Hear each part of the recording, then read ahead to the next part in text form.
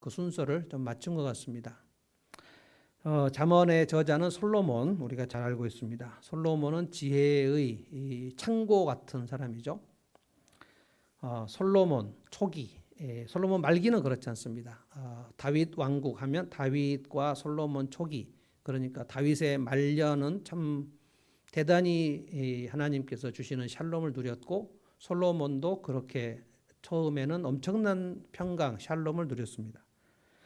이것은 그러니까 구약 시대에 가장 하나님의 복을 충만히 받은 상태. 신명기에 하나님이 그렇게 모세를 통해서 말씀하셨는데, 너희가 순종하면 가장 으뜸이 되는 나라가 되게 하겠고, 너희가 불순종하면 가장 꼴찌가 되게 하겠고, 너희가 순종하면 내가 약속의 땅, 가나안 땅에서 가장 풍성하게 누리게 하겠다. 이게 샬롬이거든요. 잠언, 전도서, 아가, 이게 이제 지혜서인데, 솔로몬이 이 왕이 되고 난 다음에 아마 초기에 이것을 다 지은 것 같습니다. 솔로몬이 얼마나 지혜가 풍성했는지 이집트나 동방의 어떤 지혜자와도 비교가 안 될 정도로 충만했습니다. 그 다윗 왕국과 솔로몬 초기를 생각을 해보면 타의 추종을 불허했다라고 말할 수 있어요. 어느 나라도 다윗 왕국을 넘보지 못했고, 어떤 지혜자도 솔로몬을 넘보지 못했습니다. 이것이 이제 그 구약의 열방의 모든 나라들이 다윗 왕국의 우수함, 탁월함을 보고 하나님께로 나오도록, 열방이 하나님께 나오도록 하는 하나님의 뜻이 있었고요. 그래서 이 잠언과 전도서는 우리 인생에서 가장 큰 지혜를 준다라고 말할 수 있어요. 이것이 이제 시편 1편에 나오는 복 있는 자의 삶이 그대로 나옵니다. 그러니까 아무것도 부족함이 없다. 시편 23편에 여호와가 나의 목자이시니 내가 아무것도 부족함이 없다. 완전히 이 부족함이 없는 충만한 상태. 그러니까 복이 충만하고 복의 통로가 되는 그러니까 구약의 복음이 완전히 이루어진 상태가 다윗과 솔로몬 초기입니다. 그런데 이제 우리가 이 말씀을 해석을 할 때 예수님이 직접 그렇게 말씀하셨거든요. 다윗보다 큰 이가 여기 있다. 인자는 다윗보다 크다. 그랬으니까 예수님의 나라는 샬롬인데요. 샬롬인데 그래서 다윗 왕국이 누렸던 그 샬롬을 정확하게 우리가 이해할 필요가 있다는 거예요. 왜냐하면 예수님께서 그렇게 말씀하셨거든요. 내가 너희에게 평안을 준다. 이게 샬롬이거든요. 내가 너희들에게 주는 평안은 세상에 주는 것 같지 않다. 너희가 평안을 누려라 라고 했으니까 다윗 왕국 백성들이 누렸던, 그러니까 솔로몬 초기까지가 이제 다윗 왕국이라고 할 수 있죠. 다 누렸습니다. 예수님 안에 있다는 것을 사도 바울은 굉장히 풍성한 것이라고 했고, 요한복음도 그랬고요. 잠언이 이제 1장부터 31장까지 있는데 지혜로운 말씀이라는 뜻입니다. 잠언이라는 것은 지혜, 그리고 명철, 훈계. 훈계라는 말은 훈육으로 번역하면 좋겠습니다. 한 달 내내 이제 할 텐데요. 몇 가지 중대한 인생 교훈, 어제 화요일 음성 파일 때 말씀을 드렸는데 한 6가지를 좀 정리하면 좋겠습니다. 지혜는 무엇인가? 오늘 5절에도 그 말씀했는데, 여호와 경외하는 것을 깨달으며, 지혜롭다는 것은 여호와 경외하는 삶을 말합니다. 그러니까 우리로 말하면 그냥 믿음이 좋은 거예요. 믿음이 좋은데 그 인생이 어떻게 되는가는 너무 이제 당연한 것인데요. 믿음이 좋은데 그 삶은 형편없다. 이럴 수는 없는 거거든요. 믿음이 있는 사람은 여호와를 경외하는데 여호와만 경외하고 다른 것은 다 막 엉망인 것이 아니라 여호와를 경외하는 것이 그 삶의 핵심으로 있는 거고, 그리고 다 그 돌 던지면 파장이 쭉 일어나듯이 여호와를 경외하는 삶이 지혜로워요. 그러니까 지혜로우면 그 삶이 점점 이제 샬롬을 향하여 갑니다. 그래서 지혜는 샬롬을 가져옵니다. 오늘 이제 솔로몬이 네가 지혜를 얻으면 어떻게 지혜를 얻을 것인가, 그리고 지혜를 얻으면 어떻게 그 인생에 샬롬이 오는가를 얘기하고 있습니다. 그러니까 지혜는 샬롬을 가져온다. 솔로몬이 지혜를 구했잖아요. 솔로몬이 초기에 네가 무엇을 원하느냐 그랬을 때 솔로몬의 기도를 우리가 잘 연구해야 돼요. 솔로몬이 다른 거 구하지 않고 하나님 저에게 지혜를 주십시오. 그 지혜는 뭐냐면 내가 어린데 하나님의 백성들을 어떻게 다스리겠습니까? 우리 아버지만큼 나는 이스라엘을 다스릴 그 자신이 없으니 하나님 이스라엘 백성들을 판단하고 재판할 수 있도록 내게 지혜를 주십시오. 이 기도가 하나님께서 굉장히 기뻐하시는 기도였다는 거예요. 그래서 이 백성을 어떻게 다스립니까? 라고 물어보지 않냐고 하나님 지혜를 주십시오. 그랬더니 하나님께서 지혜를 주셨고 다른 것도 주셨다. 이게 이제 샬롬이거든요. 그러니까 다윗 왕국이 누리고 있는 것을 모두 하나님께서 솔로몬에게 주셨는데 더해 주셨어요. 그래서 솔로몬의 그 초기 시절은 그야말로 모든 나라들이 다 부러워하고 솔로몬에게 가서 배우겠다는 그런 사람들이 너무 많이 몰려오던, 그래서 정치도 그렇지만 군사적으로도 그렇고 문화, 예술 뭐 이런 지혜가 풍성하게 됐다는 거죠. 그런데 이제 지혜는 선택입니다. 솔로몬이 초기에는 지혜를 선택했는데 솔로몬의 중년과 솔로몬의 말년은 완전히 이 잠언과 전도서의 정반대로 살아버렸습니다. 그러니까 누구도 예외가 없고 어제까지 내가 지혜로 살았기 때문에 오늘 나는 그냥 자연히 지혜가 있을 거다라고 생각하면 안 되고 지혜는 계속 선택입니다. 매일매일 선택이에요. 성령으로 시작했다가 육체로 마친 사람은 너무나 많기 때문에 그래서 마지막 날까지 지혜를 선택하는 거예요. 그런데 이제 지혜는 지혜를 갈망하거나 지혜를 멸시하거나 둘 중에 하나를 선택하는 겁니다. 여기서 이제 지혜를 멸시하는 거에 대해서 1장에서 쭉 얘기를 했는데 지혜를 멸시하거나 지혜를 갈망하거나 둘 중에 하나예요. 다시 말하면 여호와를 경외하는 것을 갈망하거나 여호와를 경외하는 것을 귀찮아하거나 둘 중에 하나예요. 근데 여호와 하나님을 경외하는 쪽을 선택하는 것, 지혜를 계속 선택하면 그 사람의 삶은 점점 샬롬이 있고 평강이 있고 생명의 길이다라고 했습니다.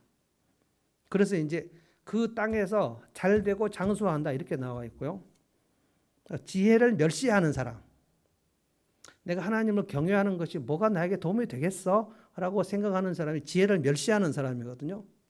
지혜는 여호와를 경외하는 것인데 지혜를 멸시하면 여호와를 경외하기를 멸시하는 거예요. 그러면 그는 자기를 죽이고 멸망으로 간다라고 했어요. 이것은 누구도 예외가 없습니다. 온 이 세상의 인생들은 다 적용이 되는 말씀입니다. 그리고 이제 마지막으로 지혜는 훈계와 같은데 훈계는 훈육이라고 번역했습니다. 지혜는 매일매일 나를 그 지혜의 말씀으로 다듬고 훈련시키는 계속되는 과정입니다. 그래서 제가 솔로몬의 초기와 솔로몬의 말기를 여러분에게 대조시켜서 얘기하는 겁니다. 솔로몬 말기는 완전히 지혜를 떠난 어리석은 사람의 전형적인 모습으로 가버립니다. 그래서 솔로몬 말기는 잠언에서 내 아들아 절대로 이 길로 가지 말라 하는 길로 자기가 폭 들어가 버려요. 그런 경우가 솔로몬뿐만 아니라 너무너무 많이 있습니다. 그래서 이 몇 가지를 좀 정리하자는 거예요. 지혜는 하나님을 경외하는 것이다. 지혜는 샬롬을 가지고 온다. 또 지혜는 선택하는 거다. 지혜는 지혜를 멸시하면 자기를 멸망시키는 거다. 지혜는 훈육이다. 오늘 이제 잠언 2장 어제 본문 오늘 본문 계속 살펴보면 지혜를 구하는 방법, 지혜를 구하는 자세에 대해서 얘기를 했는데 솔로몬이 이렇게 얘기하고 자기가 그걸 완전히 뒤집어 버렸다는 것이 참으로 의미심장한 겁니다. 그러니까 목사도 마찬가지죠. 목사가 이 설교를 하고 제가 오늘 설교한 것과 정반대의 삶을 저도 살 수 있다는 거예요. 왜냐하면 내일부터 또 선택을 해야 되기 때문에. 지혜를 멸시하는 쪽으로 선택할 수 있어요. 마귀는 절대로 우리를 공격하는 것을 멈추거나 어디론가 우리를 방치하지 않습니다. 하나님도 우리를 방치하지 아니하시지만 마귀 절대 우리 방치하지 않습니다. 우리가 잠깐만 방심하면 내가 하나님을 경외하는 일에 대한 그 열정을 멈추면 곧바로 와서 우리를 채가버리기 때문에. 근데 솔로몬은 그냥 마지막에 정말 방종과 방치로 자기를 놔둬버렸어요. 그러니까 이 잠언을 가장 지혜로운 말씀을 이스라엘 백성들에게 설교하다시피 한 솔로몬이 정반대로 살아버렸단 말이죠. 어떻게 구하라고 했는지, 그 다음에 지혜를 구하면 어떤 샬롬이 오는지, 이 두 가지를 지금 말씀했는데, 첫 번째, 지혜를 어떻게 구하라 그랬는가? 4절입니다. 4절. 한번 읽어볼까요? 4절. 어제 본문 음성 파일에도 제가 말씀을 드렸는데 같이 한번 읽어보겠습니다. 시작.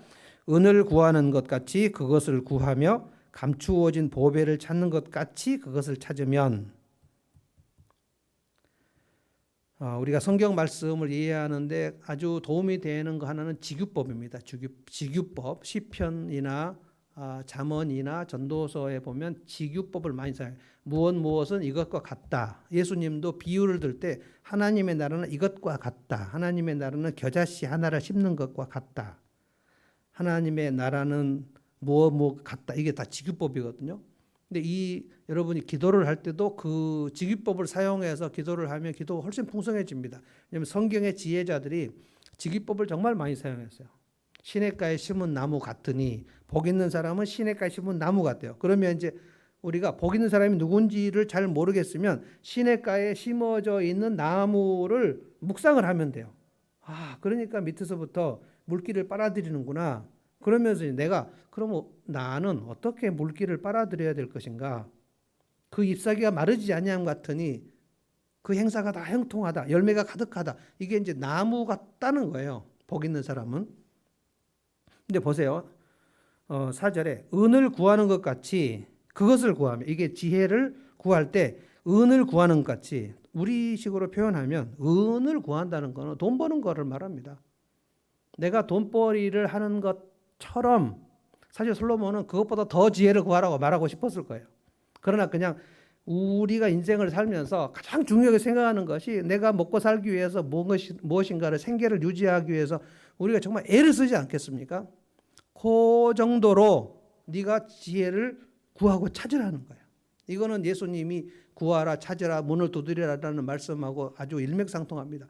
은을 구하듯이, 또 다른 말로 뭐죠?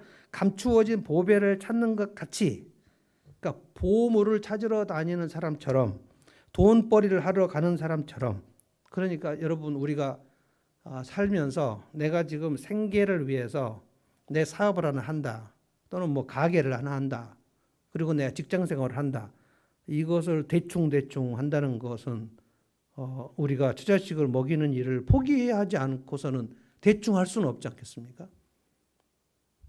돈벌이를 하듯이 지혜를 구하고 찾으라는 거예요. 그러니까 지혜를 찾는 일은 네가 시간 남으면 할 수 있는 일, 그런 정도가 아니라는 거예요. 바쁘면 좀 나중에 해도 되는 그런 일이 아니라는 거예요. 그럼 바쁘면 출근을 안 합니까? 바쁘면 내 가게 문을 안 열겠습니까? 억지로 우리가 지금 코로나 시대 때문에 가게 문을 닫고 있는데, 가게 문을 닫는다는 것은 결국 내 수입이 줄어드는 거고, 그러면 내 먹고 사는 치명적인 문제가 생기기 때문에 막 아우성을 치면서 가게를 오픈을 해야 된다고 막 주장을 하는 거죠. 10시까지 문 닫으라. 그러면 안 된다고 하고, 그래도 문을 열게 해달라고 얘기하고, 어떻게 해서든지 가게를 열고 장사를 하려고 애를 쓰는 그런 정도의 갈망을, 지혜를 찾는 사람이 그 정도를 가지라는 거예요. 이게 이제 하나님을 경외하는 것을 어떻게 내가 하면 좋을까? 다른 방법이 없다는 겁니다. 돈 버는 일처럼, 처자식 먹이는 일처럼 은이나 금을 누군가가 숨겨놓고 그것을 찾으면 너 가져라 라고 얘기했을 때 그것을 찾으려고 막 눈에 불을 켜고 찾는 것처럼 지혜를 구하고 찾으라는 거예요. 굉장히 열심히 하라는 거예요. 지금 우리 박 권사님 집 앞에 그 스타벅스가 들어왔습니다. 스타벅스는 아무데나 들어오지 않습니다. 그런데 정보에 의하면 스타벅스 옆에 그 중국집이 지금 다 흘리고 버거킹이 들어온다고 합니다. 그럼 버거킹이나 맥도날드나 스타벅스나 이런 그 다국적 기업들이 돈 버는 데는 귀신 들인 사람들이거든요. 뭐 파리바게뜨도 좀 그렇습니다.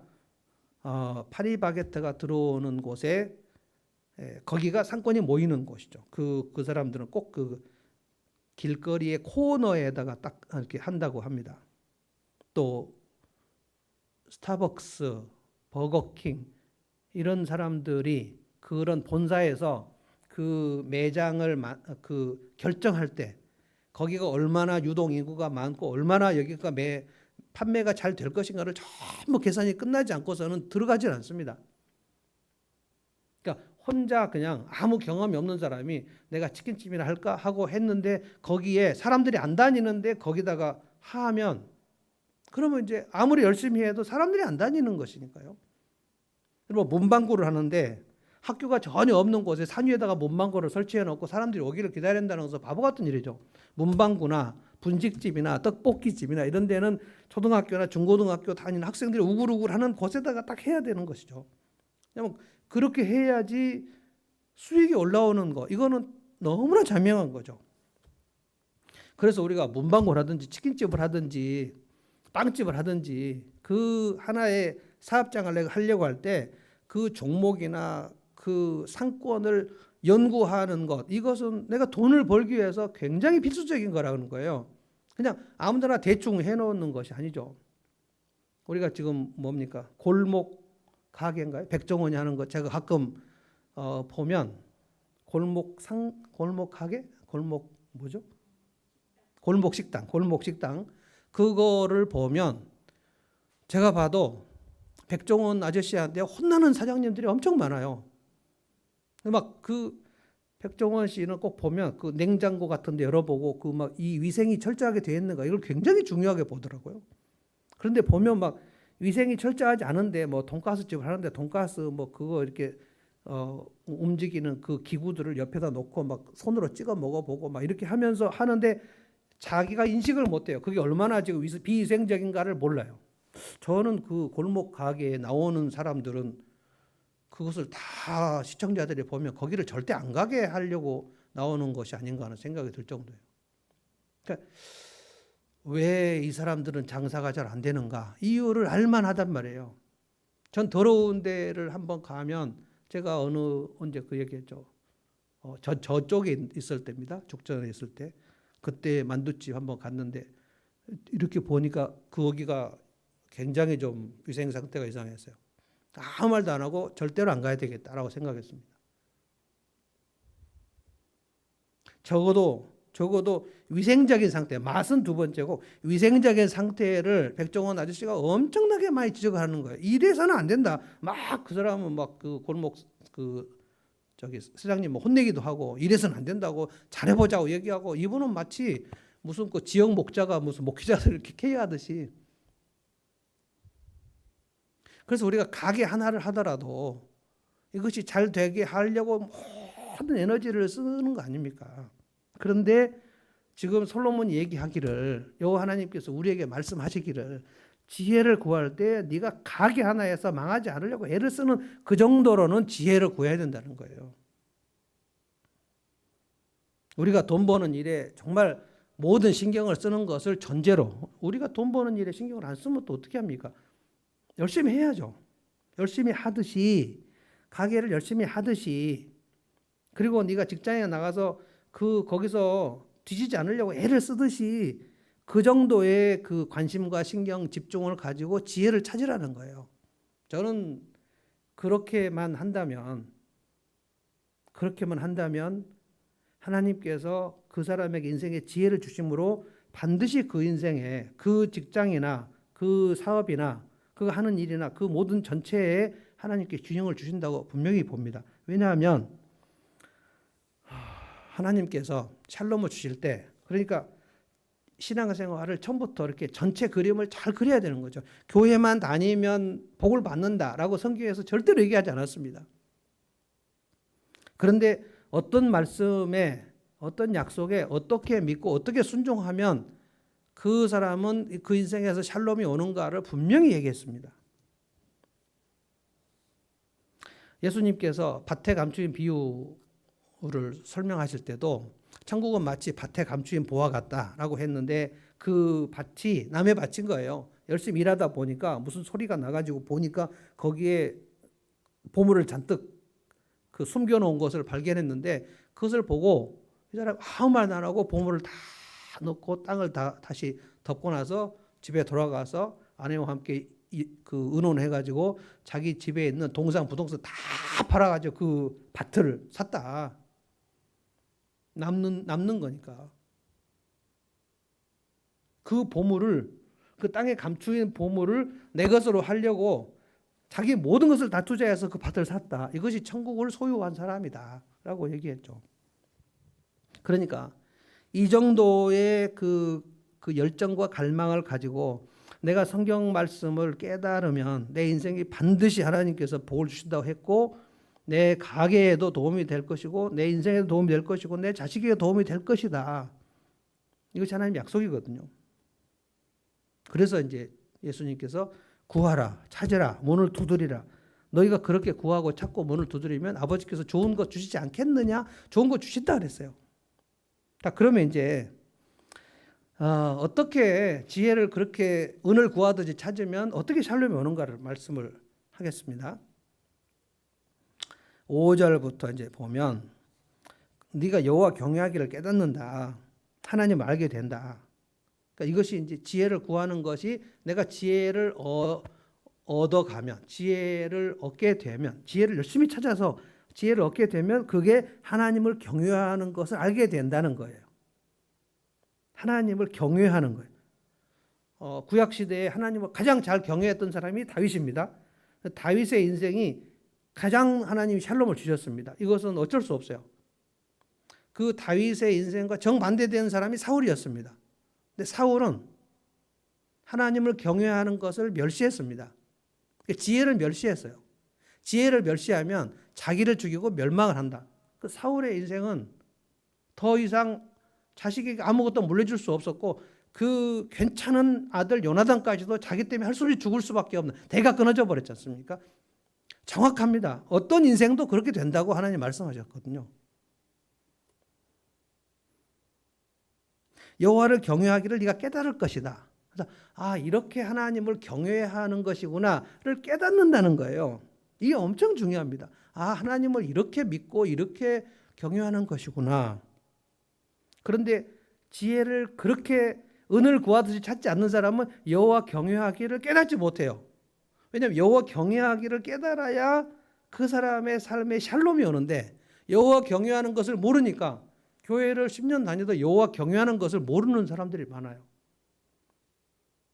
예배를 드릴 때 어떻게 예배를 드려야 되는지 최소한 여러분이 변 목사가 여러분에게 안내하는, 가이드를 하는 예배의 원칙, 지침을 따라서 여러분이 예배를 준비하시면 적어도 여호와 하나님을 소홀히 여겨가지고 인생에 망하지는 않는다. 저는 그렇게 믿고 있습니다. 그래서 예배를 드리러 나올 때 내가 내 만족이나 내 기분에 내키는 대로 나오는 것은 안 된다. 가장 먼저 예배거든요. 왜냐하면 다윗을 잘 보세요. 다윗이 하나님을 경외한 사람인데 다윗이 예배를 잘 드리기 위해서 얼마나 많은 애를 썼는지, 얼마나 많은 장치를 했는지.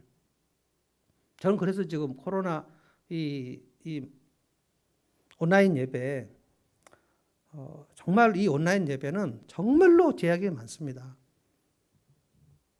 그럼에도 불구하고 제가 계속 강조하는 것은 이 온라인 예배이기 때문에 예배를 잘 드리자는 게 아니라, 이 온라인 예배를 할지라도 그럼에도 불구하고 중심을 드리자는 거예요. 굉장히 어렵습니다. 현장 예배보다 훨씬 어려워요. 그럼에도 불구하고 중심을 여호와 하나님을 경외하면서 드리자는 거예요. 여러분 무슨 그 예배를 드릴 때, 집에서 여러분 예배를 드릴 때 그냥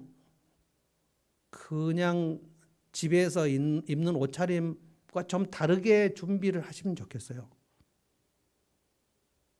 그냥 예배당에 나올 때 동네 마실 가는 복장으로 나오시지 않았으면 좋겠어요. 좋은 옷을 입으라는 뜻이 아닙니다. 내가 하나님을 만나러 가는 그 내 마음을 조금 준비하자는 거예요. 찬양을 드릴 때 좀 내가 힘껏 해보자는 거예요. 내 마음을 실어서. 이것이 여호와를 경외하는 최소한의 우리의 태도거든요. 왜냐하면 다윗이 그렇게 했으니까. 사울은 그렇게 안 했어요. 사울의 딸 미갈도 전혀 몰랐습니다. 다윗의 아내였지만 미갈은 다윗이 왜 저렇게 여호와의 언약궤 앞에서 그렇게 기쁘게 막 춤을 추면서 예배하려고 애를 쓰는지를 전혀 몰랐습니다. 다윗과 함께 있기만 하면 자연히 알게 되는 게 아니에요. 다윗의 영성을 다윗의 군대장과 요압은 죽을 때까지 몰랐습니다. 요압은 아주 겉모술수에 능한 사람이에요. 요압이 하나님을 경외한 사람이 아닙니다. 근데 다윗의 최측근에 있었어요. 다윗하고 최측근에 있으면 자연히 알게 되는 게 아닙니다. 각자의 결단이란 말이에요. 하늘문 교회를 다니면 모두 영성이 다 좋아지는가? 그렇지 않습니다. 저하고 매일 같이 있어도 저하고 전혀 다른 신앙생활을 하는 사람들도 있을 수 있어요. 여호와 경외를 깨닫는다 그랬어요. 5절에. 그러면 하나님을 알게 된다 그랬어요. 그러면 이제 어떻게 됩니까? 대저 여호와는 지혜를 주시며 지식과 명철을 그 입에 내심이며 그는 정직한 자를 위해 완전한 지혜를 예비하시며 완전한 지혜를 예비하셨다. 완전한 지혜가 뭘까요? 완전한 지혜. 이 말씀을 제가 영어 성경을 찾아보니까 아주 다르게 번역을 했어요. 완전한 지혜라고 하지 않고 영어 성경은 뭐라고 했냐면 그 인생 창고에 승리를 주신다. 빅토리라는 표현을 썼어요. 그게 뭘까요? 자, 7절 맨 마지막을 보겠습니다. 행실이 온전한 자에게는 방패가 되시나니. 방패는 언제 필요하냐면 공격이 올 때, 불화살의 공격이 올 때 필요합니다. 그런데 이것이 여호와를 경외하기를 깨달은 사람, 그러니까 지혜를 은을 구하듯이 찾는 사람에게는 방패가 된다는 거예요. 제가 오늘 이 말씀을 묵상해 봤어요. 방패가 어떻게 되는가? 재난이 오는데 재난이 올 때 방패가 어떻게 될까? 저는 그것을 내 인생에 재난이 왔을 때 나의 방패는 무엇일까? 하나님은 어떻게 우리에게 방패를 주실까 할 때 신뢰의 공동체가 있다. 방패는 신뢰의 공동체입니다. 왜 그런지 제가 설명하겠습니다. 지혜가 우리 속에 들어오면 하나님을 경외하게 됩니다. 하나님을 경외하면 두 가지예요. 하나님을 사랑하고 이웃을 사랑하게 돼요. 그래서 믿음이 좋다. 그 사람이 인생에 하나님의 지혜가 들어왔다. 그러면 증거는 하나님을 경외하게 되고요. 하나님을 경외하는 것은 하나님을 사랑하고 의지하고 그러니까 기도도 하겠죠. 예배도 드리겠죠. 그리고 그 예배 드릴 만큼 이웃을 사랑해요. 그러니까 지혜가 들어가면 그 사람은 자기가 이미 누군가를 돌보고 보살피는 일을 계속해요. 위로하고 공감하고 하는 일을 할 수밖에 없어요. 그러니까 믿음과 삶이 분리가 된다는 것은 그 사람이 지혜를 구하지 않았다는 증거입니다. 한국 교회는 믿음과 삶이 분리됐다는 얘기를 많이 들어요. 신앙은 좋은데 그 사람의 삶은 이상해요. 열심히 교회를 다니는데 그의 성품이 바뀌지 않아요. 이건 엉망인 겁니다. 그가 여호와를 경외하기를 깨닫는 지혜가 풍성하게 되면 하나님에 대한 그 예배의 자세가 달라지는 거고요. 점점 스레빠 찍찍 끊고 다닐 수가 없어요. 정식으로 하나님 앞에 어떻게 하면 내가 높으신 하나님께 예배를 드릴까 연구하게 된단 말이에요. 그래서 하나님을 경외하는 일을 점점 가닥이 잡혀요. 가닥이 잡히면서 그러면 하나님께서 뭐라고 하시냐면 네가 나를 사랑하듯이 네 이웃을 사랑해라. 내 이웃이 누굽니까? 라고 물어보니까 그래 강도 맞는 사람이다. 주님이 명백하게 다 말씀하셨죠. 첫 번째 이웃이 누굽니까? 네 배우자다. 그리고 네 부모를 사랑해라. 라고 했으니까 내 배우자부터 시작해서 내 자식들 그리고 내 이웃, 내 목장 식구들, 어려움에 빠진 사람들 그래서 심지어 원수까지도 사랑하는 쪽으로 갑자기 원수를 사랑하는 그 길로 확 뛰는 게 아니라 가장 옆에 있는 사람부터 사랑하게 되는 거예요. 그래서 그런 증거들이 나타난단 말입니다. 그러니까 신뢰의 공동체가 생기는 거예요. 내 첫 번째 이웃이 내 아내가 나를 믿어줘요. 내 자식들이 나를 믿어줘요. 나를 믿어주는 사람이 주변에 포진되어 있단 말이에요. 그러면 지혜가 생겨서 점점 쌓아지는 사람은 그 사람을 볼 때 안정감이 있어요. 안정감이 있다고요. 그 사람을 신뢰하고 따르는 사람들이 공동체가 생긴단 말이에요. 그가 누군가의 필요를 채워주고 헤아리고 그러면 내가 그 사람을 돕고 그 사람이 나를 믿어주고 하는 공동체가 생긴단 말이에요. 이게 한 명만 생기는 게 아니고 그게 공동체가 생긴단 말입니다. 그때 그가 인생의 재난을 맞이하지 않는다 이렇게 성경은 말하지 않았어요. 인생에 신뢰하는 공동체가 생기고 하나님을 경외하면 그 인생은 재난이 없다라고 말하지 않았습니다. 왜 방패가 필요합니까? 공격이 왔다는 거예요. 그가 부도를 맞았거나 그가 질병에 걸렸거나 그가 뭐 집에 불이 났거나 사업이 망했거나 그랬을 때 그 옆에 사람이 있단 말이에요. 사람. 저는 이것이 인생 방패라고 생각합니다. 그 사람에게 예배가 있고 그 사람의 돌봄이 있고 그 사람에게 하나님을 경외함이 있고 이웃을 존중히 여기는 게 있고 이미 그 사람은 나보다 좀 뭔가 가난하기 때문에 무시하거나 멸시하는 그런 태도가 있지 않아요. 나보다 좀 못하니까 나보다 좀 센스가 떨어지니까 그를 멸시하거나 조롱하지 않아요. 그럴 수가 없어요. 아주 연약한 자를 돌보고 그들을 존중히 여기고 오늘 어린이날입니다만 예수님께서 어린아이를 영접하는 자가 하늘나라에 들어간다. 그러니까 어린아이라는 것은 아주 작은 자, 낮은 자를 말합니다. 그 낮은 자를 어리다고 해서 멸시하거나 무시하지 않는 태도가 이미 정착이 되는 것이 하나님의 나라의 하나의 그 조건이에요, 조건. 이렇게 지혜가 들어오면 하나님을 경외하게 되고 이웃을 사랑하게 되니까 그 사람은 재난이 왔을 때 방패가 있다는 거예요, 방패가.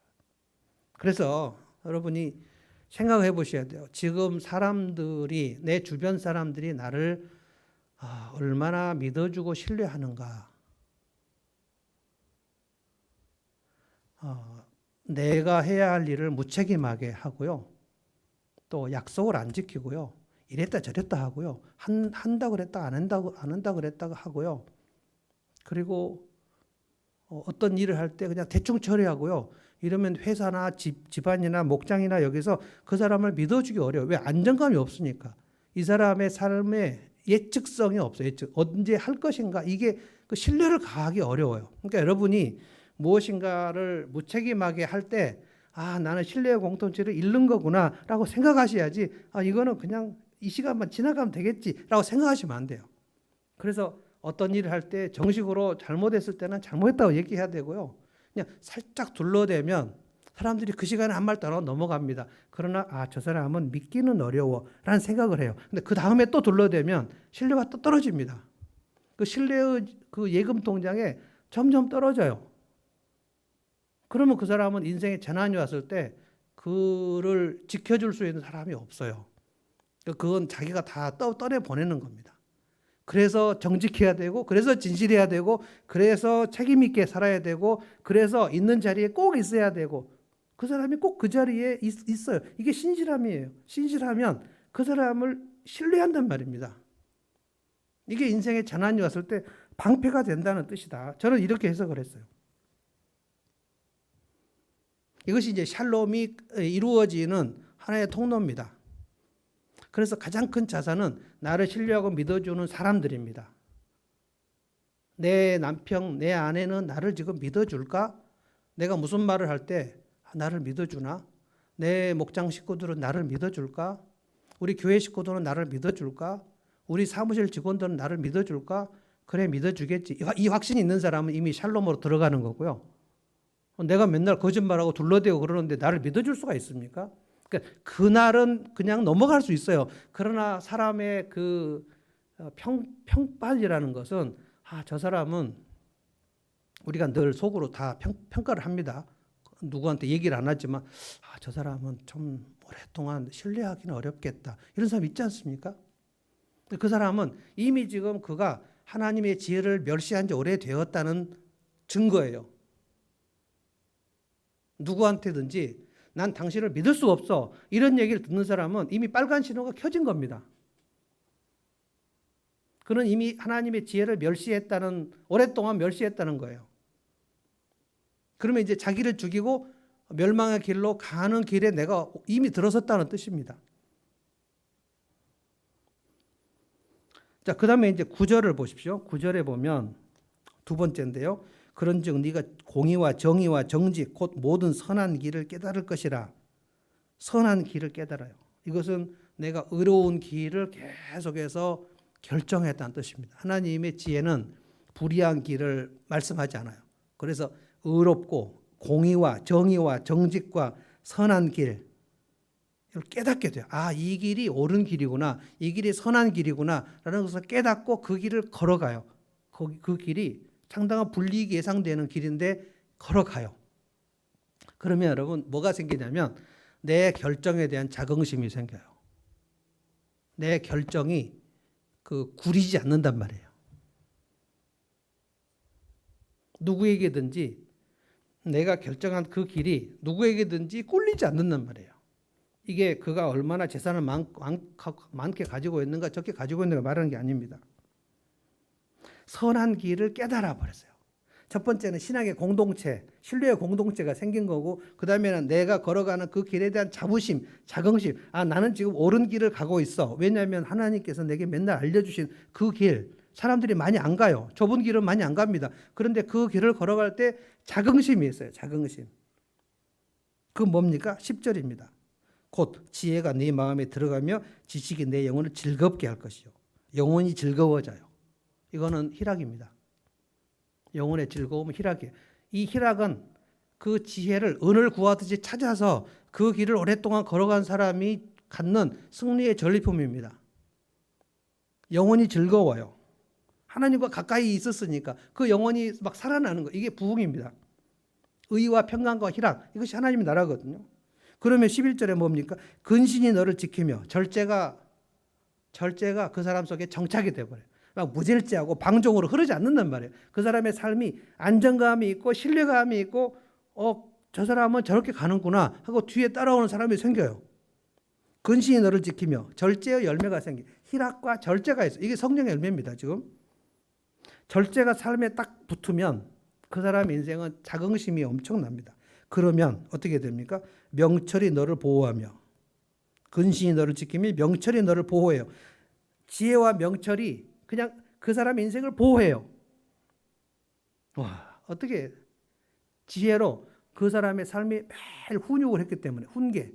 이거를 잠언은 아비의 훈계를 멸시하지 말라. 근데 그 아비는 사실은 신앙 교육을 아버지가 시킨다는 뜻이기도 합니다만, 그건 하나님 아버지를 대신하여 시키는 거예요. 그러니까 하나님의 훈계, 하나님의 훈육을 계속 받아서 자기를 계속 다듬어요. 예전에는 내가 이것을 절제하지 못했는데 하나님께서 말씀하시니까 이것을 절제해야 되겠구나. 그래서 예전에는 좀 막 방탕하고 그랬는데 그것이 점점 가닥이 잡히고 질서가 잡혀요. 이게 예수 믿은 지 3년, 5년 되면 질서가 잡혀야 맞습니다. 그러면 이제 12절에 악한 자의 길과 패역을 말하는 자에게서 너를 건져내리라. 지혜가 너를 건져낸다는 거예요. 이게 샬롬입니다. 두 가지예요. 샬롬. 오늘 본문에서는 두 가지입니다. 하나는 신뢰의 공동체가 내 삶 속에 장착이 되어 있고, 그 다음에 내가 걸어가는 길이 의로운 길이고 선한 길이라는 그 내 확신, 내 자긍심. 그래서 어디서든지 이렇게 그 숨은 동기를 가지고 이 일을 들키면 어떻게 하지? 라는 것 때문에 쫓기지 않는단 말이에요. 뭐 아첨하고 뭐 뇌물 주고 막 거짓말하고 둘러대고 그렇지 않고 그냥 쭉 걸어가는 거예요. 그 길, 그것이 여호와를 경외하는 사람의 길이에요. 이 지혜를 은을 구하듯이 구하면 이렇게 샬롬이 온다 그랬어요. 그러니까 두 가지를 생각해야 돼요. 나는 지금 내 결정들에 대한, 내가 지금 걸어가는 길에 대한 자긍심이 있는가?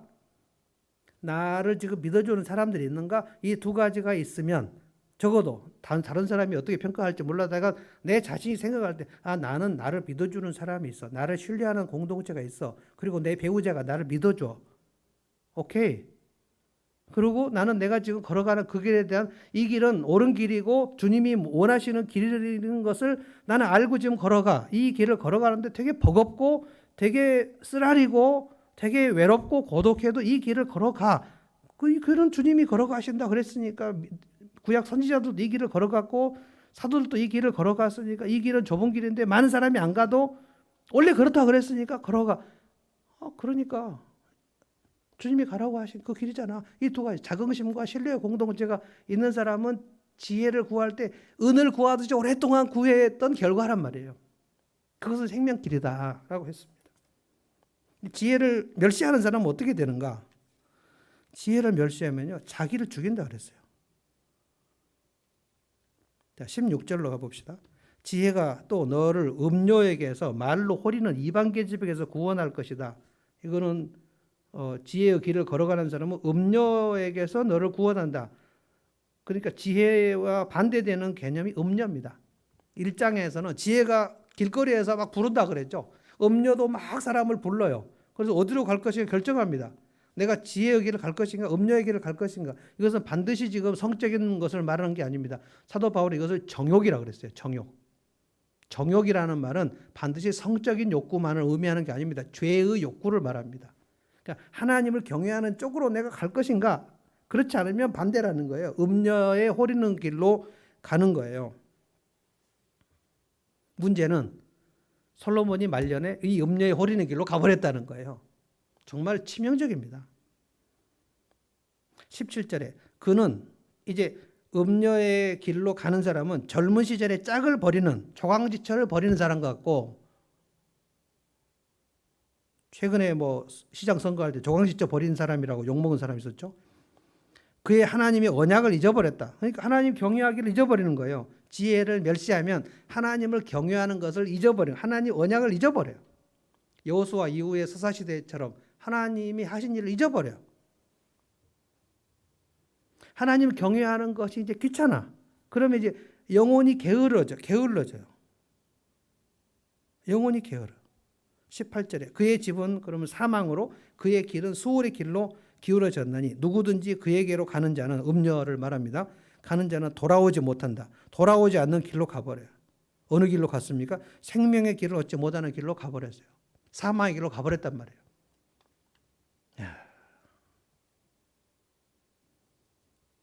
그래서 20절에 지혜를 네 삶의 가이드로 삼아라 하는 거예요. 가이드로 삼아라. 너를 선한 자의 길로 행하게 하라. 그러면 의인의 길을 지키게 될 것이다. 그리고 21절, 22절 보면 땅에서 남아있는데 땅에서 끊어진다 이 얘기를 했는데, 땅에서 끊어지는 게 뭘까요? 땅에서 끊어지는 것은 두 가지입니다. 첫째는 아담과 하와가 에덴 동산에서 쫓겨나는 거고요. 그 다음에 이스라엘 백성들이 가나안 땅에서 쫓겨나는 겁니다. 바벨론 포로로 쫓겨나는 거, 그러니까 이스라엘이 가나안 땅에서 쫓겨나는 것은 아담과 하와가 쫓겨나는 것의 연속판입니다. 그거는 뭡니까? 딱 한 가지. 그가 샬롬을 빼앗긴다는 겁니다. 왜냐하면 가나안 땅은 샬롬이 풍성한 거예요. 다윗 왕국에는 샬롬이 가장 풍성했는데 가나안 땅에서 쫓겨난다는 건 뭡니까? 그가 누리던 모든 샬롬을 다 뺏긴다는 겁니다. 평안을 뺏겨요. 희락도 뺏겨요. 절제도 뺏겨요. 그러면 뭡니까? 그는 불안과 두려움과 쫓김 상태로 산다는 거예요. 살아도 죽은 것 같다는 거예요. 그럼 뭡니까? 두 가지가 없는 거예요. 그 사람의 삶에 신뢰의 공동체가 없고요. 그 다음에 자기 삶에 걸어가는 길에도 자긍심이 없어요. 자기가 맨날 거짓된 길로 갔는데 무슨 자긍심이 있겠습니까? 돈이 많으면 자긍심이 생깁니까? 내가 의로운 길로 걸어간 증거들이 있을 때 자긍심이 생기는 겁니다. 누구 앞에서도 꿀리지 않아요. 그래서 저는 오늘 또 누구한테 그런 얘기 했어요. 구리게 살지 말자. 돈이 없어도 좀 구리게 살지 말자. 좀 편법이나 불법이나, 오늘 저는 뭡니까? 청문회 오는 장관들 보면서 3명인가 4명인가 보니까 진짜 화가 나더라고요. 진짜 문재인 정부에 사람이 없어도 너무 없구나. 뭐 그 상대당 국민의힘 앞에서 현신 고개를 숙이면서 죄송합니다. 죄송합니다. 우리도 영국에 살았지만 영국에서 그 무슨 어떤 장관 부인은 그 카부츠 세일이라고요. 영국에 가면 토요일마다 카부츠 세일 합니다. 그런데 카부츠 세일에 그렇게 비싼 건 나오지 않습니다. 너무 수천 점의 도자기를 가져와서 샹들리에를 8개인가 9개인가 가져와서 청문회에서 뭐라고 그거 다 우리 집에 썼던 거라고 그랬어요. 그런데 영국에서 30평에 살았답니다. 그래서 그 국민의힘 그 국회의원이 당신 영국에 30평 살았는데 이 수천 점을 그러면 당신 대궐에 살았냐? 아마 정말 구리기가 이루 말할 수 없어요. 근데 뭐 지금 장관을 할 사람들을 뽑아봐도 장관을 하려면 적어도 고위 공무원을 했든지 아니면 좀 이 나라에서 좀 기득권층으로 권력을 갖고 살았지 않겠습니까? 좀 학문도 했고 뭐 교수도 했고 그 정도의 사회적 위치를 가지고 있으면서 여호와를 경외하여 옳은 길로 가는 사람을 찾기가 진짜 어려운가 봐요. 그래서 정말 문재인 정부 말기에 정말 창피하기 이럴 데가 없게 되어버렸어요. 그만큼 사람을 찾을 수 없었다 이런 결론밖에 안 나오는 겁니다. 그런 흠집이 있는 것을, 그래서 그 국민의힘 의원이 그렇게 얘기했어요. 도대체 청와대 민정수석가 뭐하냐? 장관 후보자 SNS도 안 받냐? 인스타그램에 그 장관 후보 부인이 자기가 영국에서 가져온 도자기를 수천 점을 다 올렸어요. 적어도 SNS만 훑어봐도 그 사람은 청문회에다가 올릴 수 없는 형국인데 그거를 올려놓고 그러면 이거를 낙마시킬 수도 없고 강행할 수도 없고 뭐를 한다는 겁니까? 이 사람들이 크리스찬인가 아닌가 잘 모르겠어요. 아니겠죠. 그러나 우리가 적어도 하나님을 믿는 사람이고 잠언을 이렇게 읽고 묵상하는 사람이라면 적어도 그렇게는 살지 말자는 거예요. 그렇게 살지 말자. 편법을 써서 살지 말자는 거예요. 위장 전입 같은 거 하지 말자는 거예요. 주민등록증 옮기고 막 이렇게 하지 말자는 거예요. 옮기면 자식을 중요한 대학 보냈는데 유리하겠죠. 명문대학 보냈는데 유리합니다. 편법을 쓰고 불법을 쓰면. 근데 그렇게 하지 말자고 성경에서 얘기를 했는데 장관 후보자들 뭐 장로님이거나 안수 집사님이면 정말 부끄러운 줄 알아야 됩니다.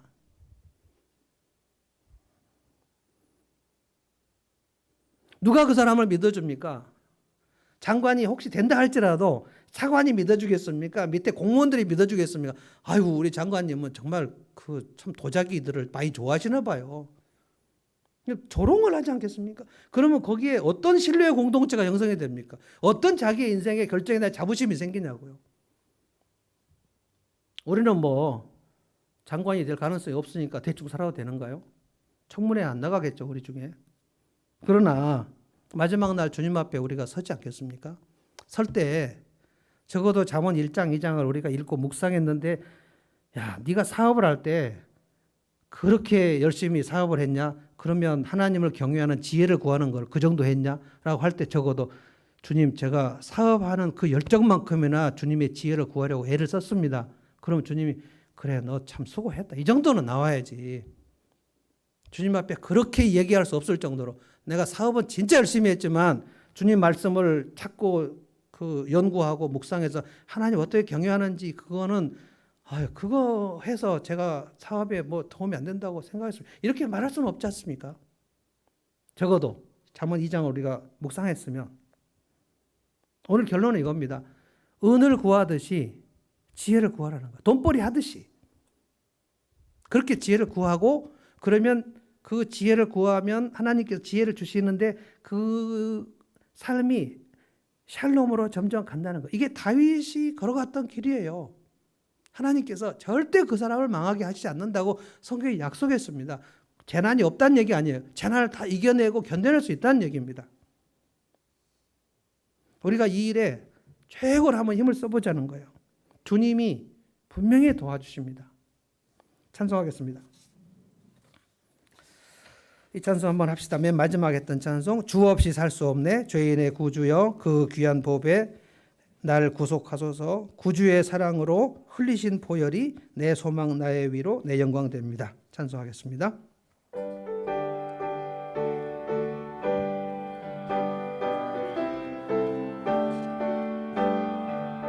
주 없이 살 수 없네 죄인의 구주여 그 귀한 보배 피로 날 구속하소서 구주의 사랑으로 흘리신 보혈이 내 소망 나의 위로 내 영광 됩니다. 주 없이 살 수 없네 없이 살 수 없네 나 혼자 못 서리 아멘. 힘없고 부족하며 지혜도 없도다 내 주는 나의 생명 또 나의 힘이라 주님을 의지하여 지혜를 얻은 주 없이 살 수 없네 주 없이 살 수 없네 내 주는 아신다 내 영의 깊은 간구 마음의 소원은 주밖에 나의 마음 위하라 주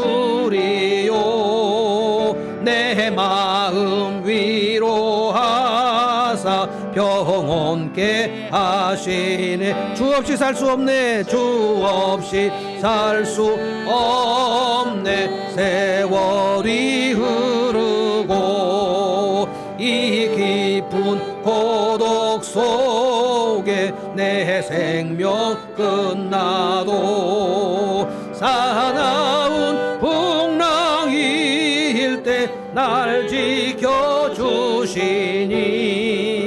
내 곁에 계신 주님 늘 힘이 됩니다.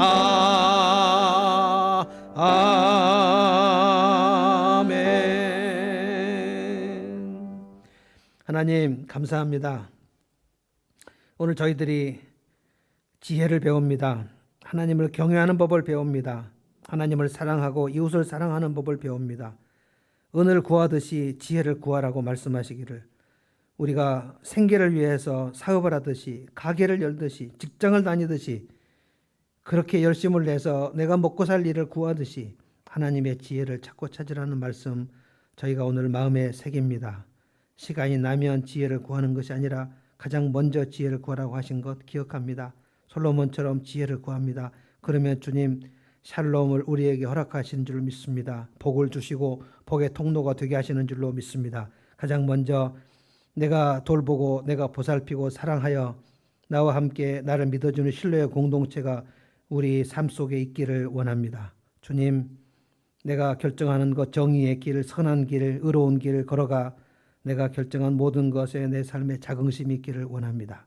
그렇게 주님 앞에 자긍심과 신뢰의 공동체를 가지고 살아가면 주님 마지막 만났을 때 주님께서 우리를 향하여 수고하였다, 잘하였다, 착하고 충성된 종아 말씀하실 줄로 믿습니다. 언젠가 우리가 주님 앞에 서는 날 주님 앞에 우물쭈물하지 않게 하여 주시옵시고, 우리가 이 세상 살면서 남들 눈 피하여 구린 모습으로 살지 않게 하여 주시고, 우리의 삶에 불법인 줄 알면서도 이익이 있으니 자행하는 일이 없게 해주시고, 편법이나 위장전입이나 거짓 문서에 도장을 찍으면서 돈이나 좀 더 벌려고 사는 삶 되지 않게 하여 주시고, 주님의 눈동자 앞에서 사는 저희 모두 되게 하여 주시옵소서. 주님께서 우리를 망하지 않게 하시고 그 땅에서 샬롬을 주시고 적과 꿀이루는 삶을 살게 하실 줄로 믿습니다. 그 영생을 누리는 삶을 오늘도 살게 하여 주시옵소서.